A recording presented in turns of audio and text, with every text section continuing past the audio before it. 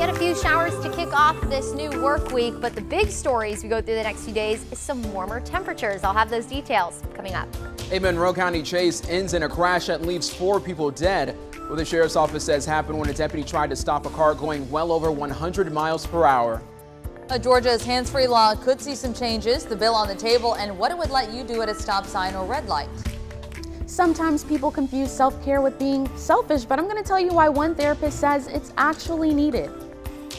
Well, good Monday morning. You're taking a live look over a beautiful downtown Macon. The time is now 6:31 a.m. Central Georgia. It's time to jumpstart your morning on this February the 7th. I'm Wanye Reese. And I'm Caitlin Heck. As you get ready to head out the door this morning, what else you need this morning is that umbrella, or at least the rain jacket, Courtney. That's right. Yeah, the rain jacket, probably a good idea, because not only is it going to be a little unsettled today, but also quite chilly out there. Wanya, when you said jumpstart, I thought you were watching me. I was over here doing this, trying to wake myself up.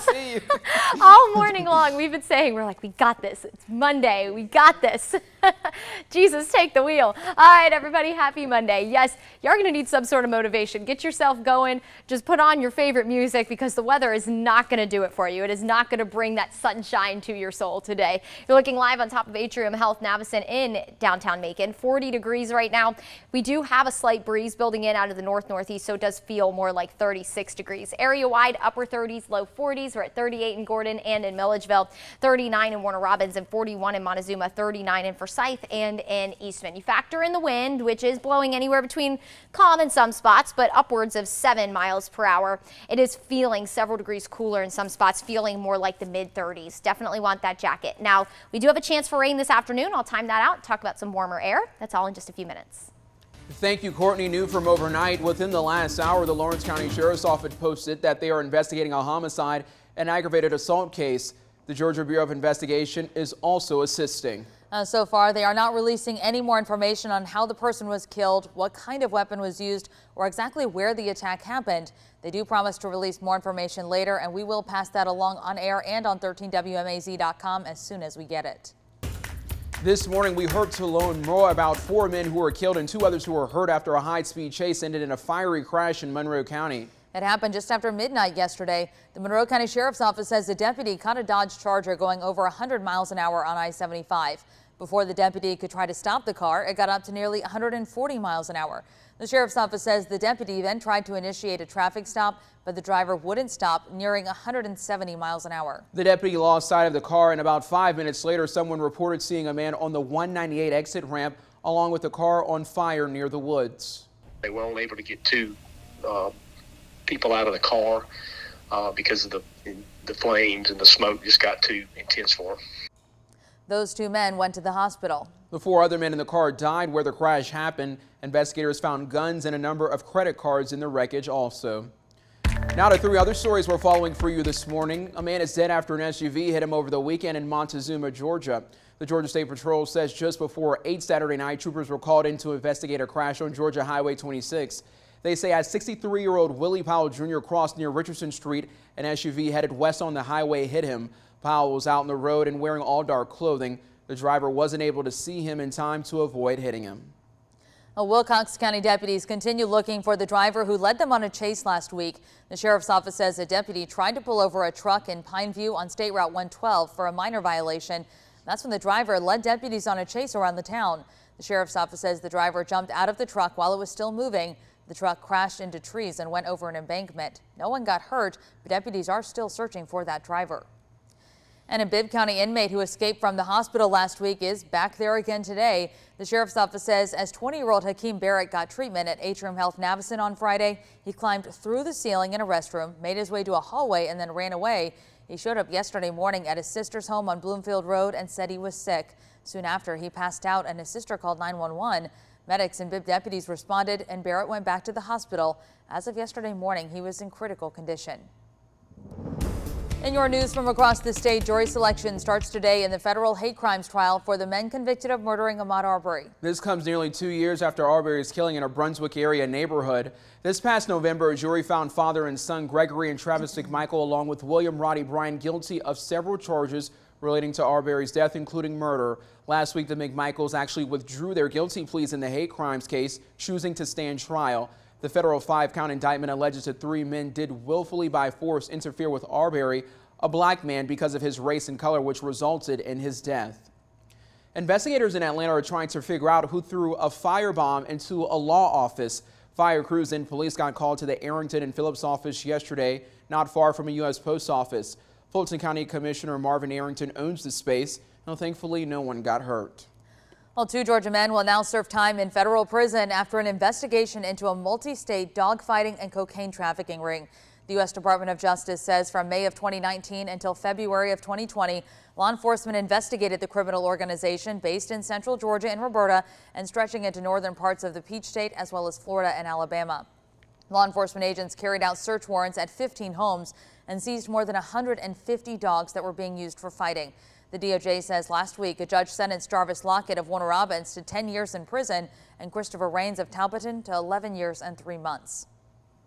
The FAA now investigating after a Delta flight came to a skidding stop at Atlanta's airport yesterday afternoon. The flight left Dallas-Fort Worth International Airport for Hartsfield-Jackson. The FAA says the plane stopped safely in the grass after blowing a tire on its right main gear upon landing. Passengers exited. Thankfully, no one got hurt, but I'm sure that was a very scary situation for them. Very much so. Tomorrow, State Senate committee is expected to vote on a bill to amend Georgia's hand-free law. State Senator Frank Jin sponsored the legislation. He says it allows drivers to watch their surroundings peripherally rather than sneaking a look at their phone. Originally, the bill called for drivers to be able to use their phones anytime they're stopped, but lawmakers changed it to only times at a traffic control device like a stop sign or a red light, not if you're stopped in traffic. Now, even if the bill passes a committee vote, it will still have to pass through both chambers and get the governor's signature to become law. Happening today, the Bibb County Fire Department is dedicating the newest addition to its engine fleet. Fire Chief Shane Edwards says they're starting a new tradition where they celebrate the arrival of new trucks and equipment. This afternoon at 4, they'll host a dedication ceremony for their new custom-built fire truck. It's happening at Fire Station number 2 on Monroe Street. They bought the new fire engine using SPLOST money. Well, this afternoon, the Macon Bibb County Pedestrian Review Board wants to hear your ideas and solutions on how to make the streets safer. They'll talk about deaths on the roads in a town hall meeting. The National Complete Streets Coalition shows Macon Bibb has Georgia's 2nd highest rate of pedestrian deaths. But Commissioner Elaine Lucas says more safety programs could hopefully cut down on that danger. The town hall happens today at 5:30 at the Government Center. And tonight, Warner Robins Council is expected to talk about the city's future with its city administrator. Mayor LaRhonda Patrick recently suspended David Corbin for 2 weeks without pay. Patrick says Corbin signed a $347,000 contract with governmentjob.com without approval from her and council. Minutes from the council's December 6th meeting show that Corbin was authorized to negotiate a contract to outsource the city's payroll office, but council wanted him to bring a proposed contract back to them for approval. Instead, the mayor says Corbin delivered a signed contract to them on January 18th without her approval. Council is set to meet at 5:30 tonight at City Hall. All right, the time is now 6:38. I know it's kind of a dreary Monday, which is a hard way to start the week, but at least the rest of the week hopefully won't be so bad. Yes, it'll be a little bit warmer. We'll see sunshine. So, oh, good news there. Right, because today is definitely not going to be the most motivating of Mondays, unfortunately. But we do have that chance for rain, and we could actually use a little bit of rain. Here's a look at the numbers for February. Now, I know we're only really a week into February, but I saw this and I just had to show it because I don't think I've ever seen this happen in all of my now almost 5 years, if you can believe it. Here we have 0.89 inches of rain that has fallen at the Macon airport. And what is the average for this time of this month? 0.89. So not even by 1/10 of an inch are we off. But notice for the year as a whole, we are still slightly behind in the rainfall department. We're about an inch under normal for where we should be for this time of year. But we will make up for that, I'm sure, in one way or another, especially as we head into the rainier seasons of spring, which is going to be here before we know it. I'm so excited for spring. All right, everybody, we did have a few light showers very early this morning. In fact, so early that I ran into them on my way to work this morning. And just to put that in perspective, I hit the road around 3 a.m. or so. So the roads are going to be slightly damp. Now all of the rain is over towards the Carolinas. It's all thanks to a low that is off the coast. You can see the way it rotates counterclockwise. That's pumping in a lot of Atlantic moisture along the coast. Now there is a trailing front associated with that. And as this weather system starts to make its way along the coast, it will leave us unsettled, but also quite cloudy and cool today. So overall, the best way to describe your Monday: it's a little bit miserable. It's not going to be beautiful out there, but it's all right. We'll get through it. We have a better week ahead of us. As we go through the day today, generally light rain, mainly as we head into the evening hours. So unfortunately for that ride home, here's 5 o'clock tonight, a few showers will be possible. We could have some steadier rain, so not just that light misty drizzle as we head into the evening as well. And again, we'll primarily be looking south of Macon for that. Now, as we head into tomorrow morning, a few light showers possible. I didn't even put a rain chance on this 7-day for tomorrow because I don't think that even 10% will cover it. Maybe just a quick light passing shower tomorrow morning if you're south of Macon as that weather system continues to progress away from the area. Now, when it comes to temperatures, definitely important that you not only pack that umbrella today, especially if you're south of Macon, but that jacket. Temperatures area-wide generally in the upper 30s and low 40s. We're at 39 in Forsyth, 40 in Macon, 39 in Warner Robins, 41 in Montezuma, 39 in Wrightsville, and 37 in Sandersville. We do have a slight breeze, so you can take these numbers and subtract maybe 3 or 4 degrees from them because it does feel colder in a lot of spots. Isn't that just making you want to jump out of bed this morning? Through the afternoon, temperatures will climb into the upper 40s and low 50s. So a chilly day today. Again, cloudy, cool. As we head through the overnight, low to mid 30s, maybe slightly warmer if you're south of Macon, mostly cloudy skies. But as we head into tomorrow afternoon, we will be warmer. Clouds will decrease. We'll see a lot of sunshine, and then that's going to kick off a nice little warming trend for us. We'll head into the mid to maybe some upper 60s on Saturday. But unfortunately, the weekend is also where we look ahead to our next rain chance. You can see that here at your 7-day forecast. Rain possible today, and then we'll gradually warm through the week with the return of sunshine. Temperatures will stay in the 60s for the work week. Our next rain chance does return, unfortunately, just in time for the weekend.